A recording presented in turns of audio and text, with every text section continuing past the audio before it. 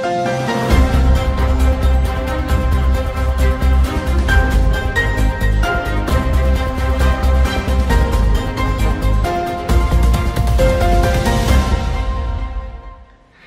वालेकुम। अबरार रशीद आपकी खिदमत में एक मरतबा फिर हाजिर है और 3-4 दिन के वक्फे या एब्सेंस के बाद आपकी खिदमत में हाजिर हूँ। एक तो मैंने आपको बता दिया था कि हरिपुर डिस्ट्रिक्ट में बल्दियाती इलेक्शंस हो रहे हैं और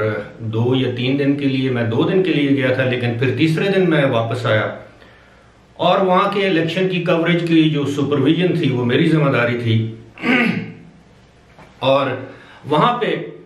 जिस कैमरे से मैं वीडियो रिकॉर्ड करता हूँ उस कैमरे में कोई फॉल्ट आ गया और शायद इतवार की रात को जो वीडियो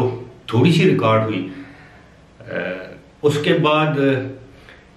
वहाँ से अपनी वीडियो अपलोड करने के लिए जब मैं अपने अकाउंट को एक्सेस कर रहा था यानी हरिपुर से, तो वो किसी दूसरे यानी अपने लैपटॉप से कर रहा था, तो उसमें बार बार एरर आया कि आप किसी दूसरी जगह से एक्सेस कर रहे हैं, किसी दूसरी डिवाइस से कर रहे हैं। इन नटशेल ये कि वो YouTube वालों ने मेरा अकाउंट जो है उसको सस्पेंड कर दिया 2 दिन तक।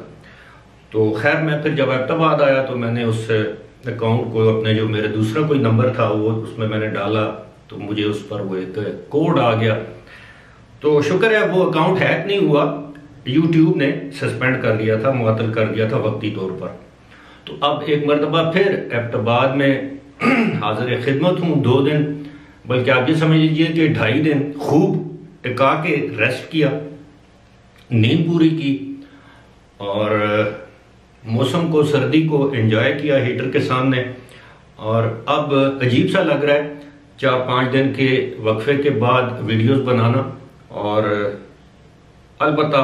आपको ये बता दूं कि मैं कितने अरसे से आपसे ये जिक्र कर रहा था कि यूएई में दिसंबर के महीने के आखिरी अशरे यानी आखिरी 10 दिनों और जनवरी के वस्त तक कोरोना वायरस के केसेस की तादाद में मुसलसल इजाफा देखने में आएगा और अब ऐसे ही हो रहा है।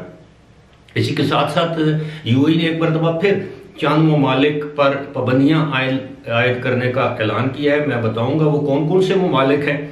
लेकिन उससे पहले मैं आपको बताऊंगा कि पाकिस्तान में गुज़श्ता 24 घंटों के दौरान जो कोरोना के केसेस रिपोर्ट हुए हैं उनकी तादाद है 322 और 4 अमवात हुई हैं, जबकि यूएई में 1352 केसेस रिपोर्ट हुए हैं, यानी 1352 केसेस रिपोर्ट हुए हैं और 500 कुछ रिकवरीज हैं। एक शख्स की मौत वाक़ई हुई है और अब यूएई ने ऐलान किया है कि वो एक मरतबा फिर बहुत से ममालिक पर रिस्ट्रिक्शन लगा रही है, जिसमें सर फहरिस्त कांगो है, कीनिया है और कीनिया के अलावा नाइजीरिया है, फिलीपींस के बाद इलाके हैं, यानी वहां से आने वाली और जाने वाली फ्लाइट्स पर रिस्ट्रिक्शंस लगाई जा रही हैं। और शुदीद ये है, इम्कान ये है कि आने वाले दिनों में एक मरतबा फिर कुछ ऐसे ममालिक को पाबंदियों की जद में लाया जाएगा जिनमें मुमकिन तौर पर खुदा न खास्ता पाकिस्तान, इंडिया और बांग्लादेश भी शामिल हो सकते हैं, बावजूद इसके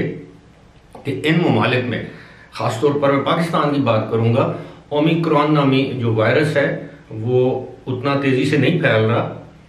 जितना ये वायरस तेज़ी से फैल रहा है इंडिया में या यूएई में या दीगर ममालिक में। अब देखते हैं आने वाले दिनों में, यानी क्रिसमस की तकरीबात को 1 दिन रह गया है और इसी तरह न्यू ईयर की तकरीबात को 5 दिन रह गए हैं, तो उसके साथ साथ हम देखते हैं कि किस तरह इसको वहाँ की गवर्नमेंट मैनेज करती है और किस तरह नबर्द आजमा होती है। मेरा ज़ाती ख्याल ये है कि क्रिसमस के फौरी बाद या न्यू ईयर की छुट्टियों के फौरी बाद एक मरतबा फिर तमाम जो हिफाजती प्रोटोकॉल्स हैं उनकी अनाउंसमेंट की जाएगी, यानी मास्क वगैरह, समाजी फासले। आजकल तो कदरे नरमी है, गाड़ियों में अगर आप एक फैमिली के लोग बैठे हैं तो इतना ज़्यादा नहीं, आप मुख्तलिफ तकरीबात में जा सकते हैं, शॉपिंग मॉल में जा सकते हैं, लेकिन ज़हनी तौर पर तैयार रहिएगा कि पुराना साल ख़त्म होते ही और नए साल के आगाज़ पर ही आप देखिएगा कि एक मरतबा फिर यूएई नहीं बल्कि दुनिया के दीगर ममालिक भी